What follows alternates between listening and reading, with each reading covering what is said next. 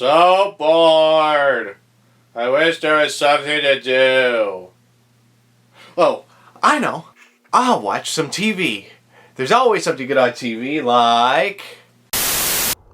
Game of Thrones, purportedly HBO's most popular show ever. Beautifully shot and executed. Pun!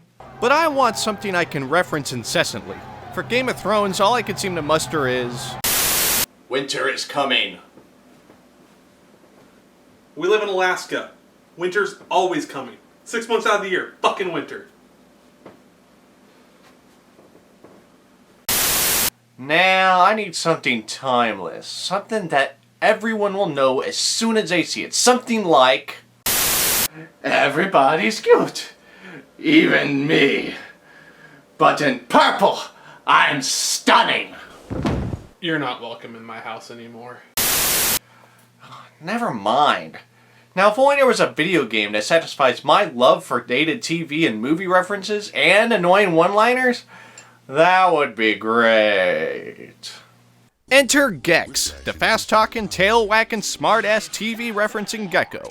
Oh man, he's so cool. He wears sunglasses and nothing else on the cover of his game. I wish I could do that.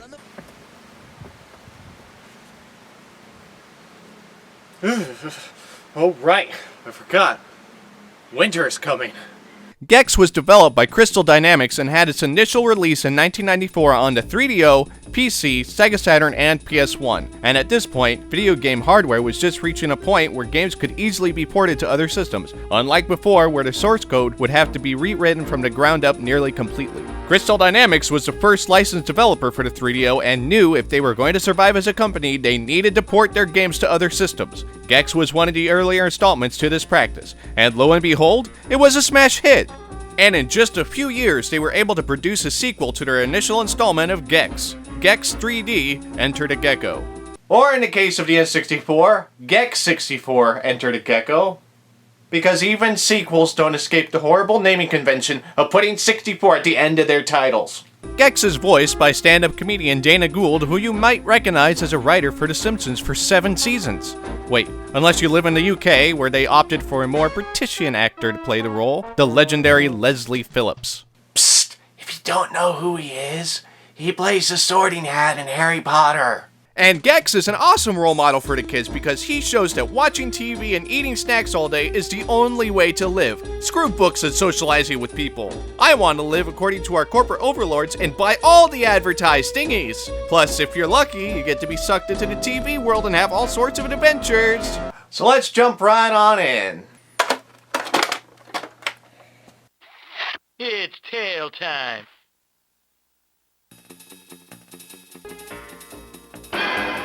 Huh. Something seems missing. Did I press something I wasn't supposed to?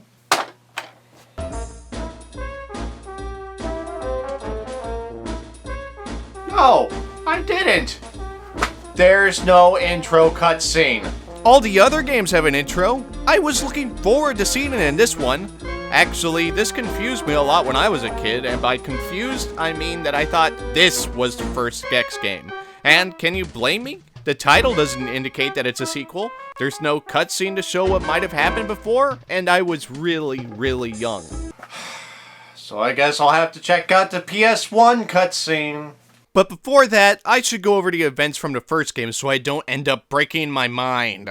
So after Gex is pulled into the world of television, I guess, which is an overused trope now that I think of it, both Cheetahman and the Angry Video Game Nerd did this. Anyway, he goes around collecting remotes and beating bosses in order to stop Rez from controlling the media dimension, which he does, and gets back to the real world, just to watch more TV. Hey, cool. I wonder what's on HBO. What? A hero. Just shrugs off everything that happened to him like a normal day at the office. No PTSD for Gex. He just goes back to the thing he does best. Watching TV. So Gex 2D. 3D. Not 3, but 2. But it's 3D this time. Gex is watching TV, then gets accosted by government agents, banters on about negotiating, followed by a fart joke. Then he demands a suit and is sent back into the media dimension. Now that I've seen it, did I really need it? Yes. Yes, I did. That fart cemented the whole experience. Maybe. Back to game world time doing. So here's this overworld, a floating semi-labyrinth of low draw distance rendering and whiteness. There's TVs around that Gex enters to go to each individual world, similar to Super Mario 64's paintings. They even have cool little names for each level, like this first one is Out of Tune, and is based on a cartoon-like genre. In fact, all the worlds are based off of genres of TV shows or movies, like horror, kung fu, prehistoric, and sci-fi.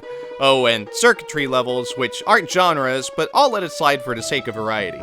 On to the first level then. One of the first things I noticed with Gex is how he controls. Now, I had a little time in the overworld to get used to it, and there's even little hint diamonds to tell you how to do certain moves, which is nice, but it all comes down to how Gex performs in the levels. For one, when Gex is moving, he moves with rounded turns and can only pivot when completely stopped or if he has to move in the exact opposite direction. This in itself isn't all that bad because the first several levels are nice self-contained worlds and there's plenty of room to move around. There's also a double jump, which barely goes any higher than your standard jump. I always thought if you're gonna put in a double jump in your game, it needs to be significantly noticeably higher than the first jump. This isn't enough!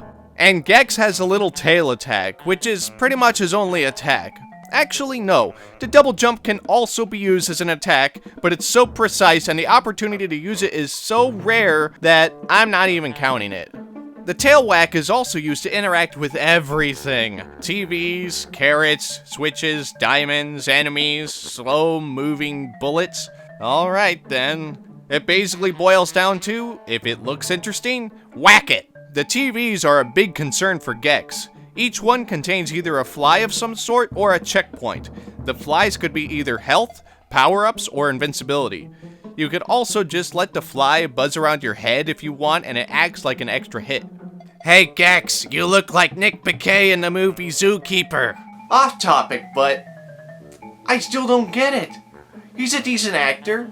He doesn't even have any lines in that movie. What's the joke here? Here, let me cry for you. So now that we have the basics learned up and the controls learned down, on to the premise of the game. Each level is a collectathon. You know how Gex collects remotes in the first game? Well, it's not so simple as that. Sure, you get remotes, but there's all this other crap to collect too. And turns out there are 3 types of remotes: red remotes, silver remotes, and gold remotes. The red remotes are like the stars in Super Mario 64. You get one of those and the level ends and then you have to go into the world again to get the next one. The silver remotes are a bit tricky. There's 2 per level. One is hidden inside the level somewhere, and the second one you can only get if you collect 30 of the first items, 40 of the second, and 50 of the third items. That's a lot of collecting, but at least you get extra lives after each tier. Once you clear a level of all 3 red remotes and silver remotes, you can move on to a new level, or a bonus level unlocks. And this is where you get gold remotes. I'm not entirely certain why you need gold remotes, but I want them! You get them from boss battles and bonus levels, and these levels break up the monotony of collectathoning, at least. Well, sort of. These Indiana Jones and 007 levels still have a lot to collect, and on a time limit. It's difficult, but it's still reasonably fun. The bosses, though, they range from easy peasy to holy fuck, why is this so hard? Mushu pork, fuck right off with your stupid half cow, half pigness. Oh, I get it, but he's a scientist too? And this level is bullshit. You hit the switch over and over again, dodging electricity, and there's no clear indicator that it's actually hurting him. I didn't know if I had to whack him when he's skeletal or not. Eventually, I learned that it was hurting him, and I won in the end. Yay me! Enough with bosses and bonuses. I'm ready for a new level. What's this? A wall I could climb up? And there's a new level up here? Okay, it's called Titanic? So, this is where things get hinky. Hinky? Yeah, it's a word. In what dictionary?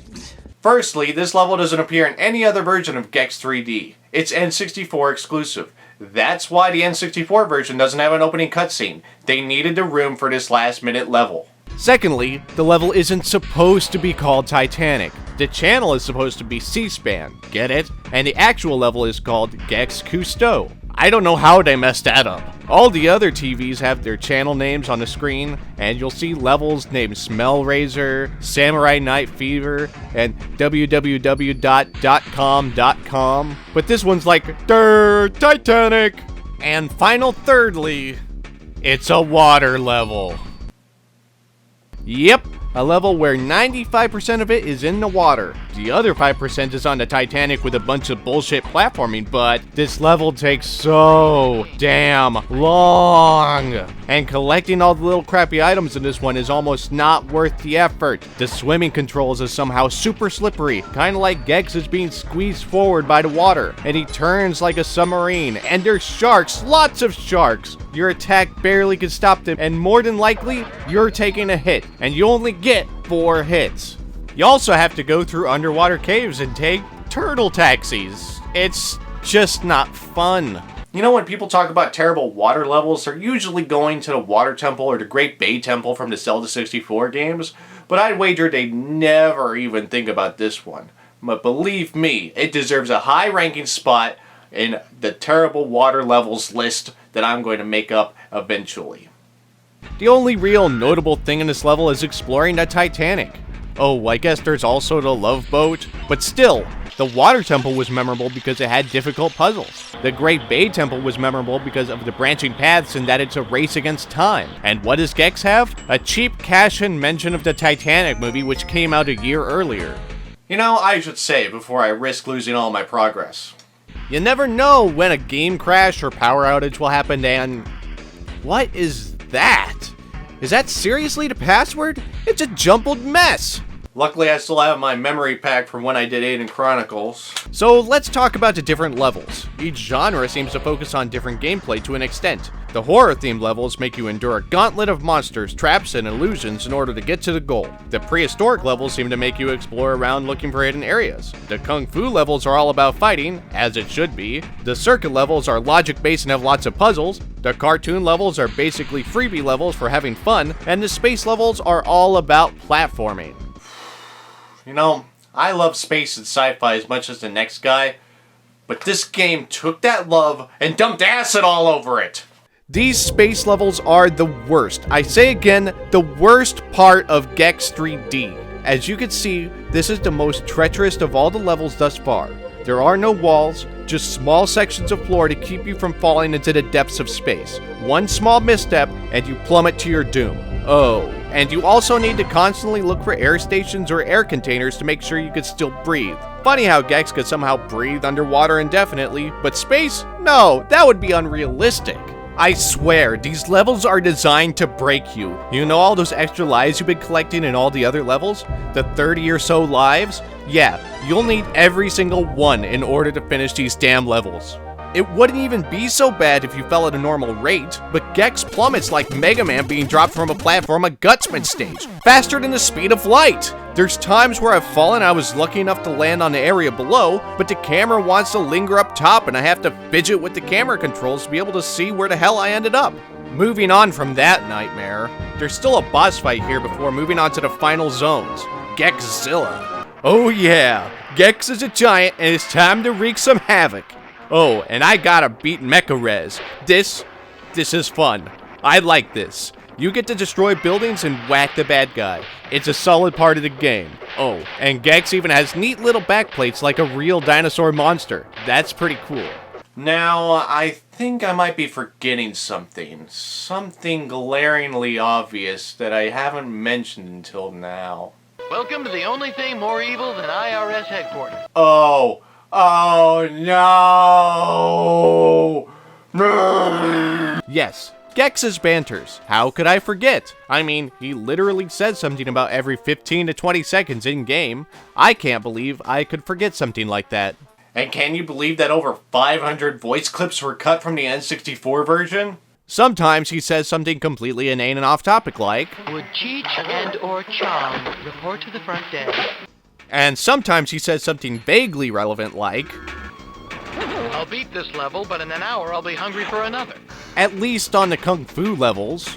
A lot of what he says is dumb, or punny, or punnily dumb, or... Don't take career advice from Joe Piscopo. But Why? Hit your pedal to the middle, catch your 10-10 on the side. The only thing this place doesn't have is a baby gap. Make it stop! Look, I just wanted the gift shop and the bathroom. Good. All right, boys. Phases on stun. The only way to stop these bad puns or references is with an even worse pun. Onward, clip machine. Well, I guess it's because I pay my mountain dues. Finally, some peace and quiet. Now I know how the other side feels. As Takei as my witness, I will never use puns for evil again. So let's wrap this game up. Once you get to the last level, you get to fight Rez. There's 2 sections to this boss battle. The first section has Rez flying about, occasionally going into first-person mode to shoot at you. That's pretty neat, actually. I can't really recall any other time where you're given the first-person view of a boss like this. And this part isn't incredibly hard. Just dodge about and whack Rez when you get the chance. The second section is harder. Rez becomes bigger and only stays in the middle of the room. You gotta dodge his attack and make him hit these toxic vents or something, and then heavy objects fall on him. Do this enough times and you win. Not too bad, but it's not easy either. Then the end credits. Wait, no end cutscenes either? Damn you, Titanic level! What a memory hog. Okay, let's load up the PS1 cutscene again. So, Rez uses a particular Star Wars quote that you might not be familiar with. Something about being his father, I dunno. Gex doesn't believe him, shuts him off, and... What the fuck? What the fuck? What the fuck? He eats a martini glass, then goes to bang some chick we never see in the game? You might think this is left up to interpretation, but that's exactly what it looks like. Pardon my tongue, darling. Come over here, you big stud. I feel like I need a shower. So, how do I feel about this game? I mean, awkward bestial sex aside. Overall, I liked it. It's a solid platformer. Controls are not too bad for the era. The graphics are nice and vibrant. The levels are well thought out and have a nice variety. And it's very generous on lives, making it a prime game for less experienced players. Sure, it has some pretty glaring flaws, but it makes up for it with a charm that few games can match. I mean, who could forget fighting a dragon, or these creepy expanding pictures, or fighting as Godzilla? Moments like these make a game classic in my opinion, and despite the shitty space levels and Titanic level, I'll see myself coming back to this game again in the future. Well, that's my look into Gecko. I hope you enjoyed it as much as I did. As for me, I have other things to do. Come over here, you big stud. Who are you? How'd you get in my house? I'm calling the police. Hey guys, as always, I'd like to thank you for watching my video. If you'd like, you could watch my previous episode on Star Trek Shattered Universe right here. And if you'd also like to, you could watch our shorts. And if you want to, you could like, comment, and subscribe. And also, I'd like to give a shout out of thanks to Mark, Zach, and Sarah for helping me out with this episode. Alright, bye.